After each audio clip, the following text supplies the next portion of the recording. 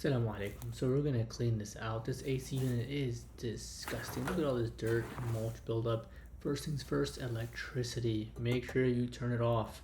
You can unplug this exterior circuit breaker, and you should actually close it at the box. I did both. Just place it on top so you don't lose it. Okay, all right, let's get started. Let's take this top off first. Bismillah. Remove the screws on the top. You can't really see that too well, but just go ahead and start removing all the screws around the top of the brim. There's not a lot holding this together, so shouldn't be too hard.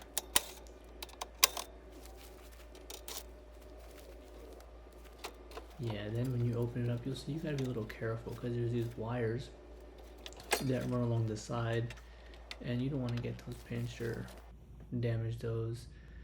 And as you can see inside, very dirty.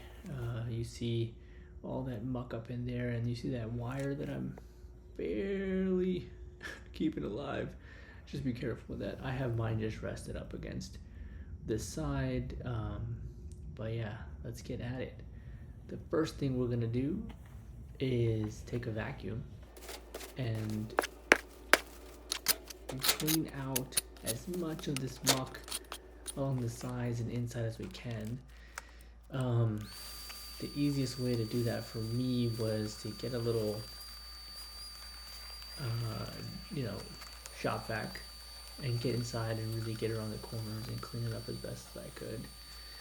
There are some weeds that grew up on the side into the protection cage, but I can get those out a little bit later. Anyways, put my gloves on and got to work yanking all this little stuff out of there. Not too bad, but it does make a difference. Get all that stuff out. Yeah, because for this next step, you want it as clean as possible, as much as those fins exposed. Now this is a great product. I think it's called Frost King.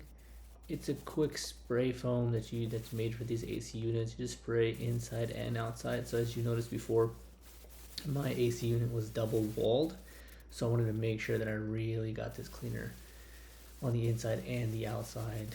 One can did a lot of damage. I was able to clean both of my AC units with just one. You wait a little while, like 10 minutes, and as you can see, the suds kind of went down. And then just with a regular water hose, you want to go ahead and just wash it off. You don't want to use a pressure washer. A pressure washer can damage your unit, and it'll cost a lot more money. So bismillah, just use regular water, have some patience, really wash it out. It has a nice smell to it. I mean, it's nothing crazy, it's not toxic, it's not going to get into your house, and so don't worry about it too much. But yeah, you want to get that washed out as best as possible. I did take another stab at it with this foam on top and just scrubbed it in. You can, soap it up and wash it down as much as you want, depending on how dirty your unit is. And surprisingly, the back of my unit was pretty clean, but I still got all the sides.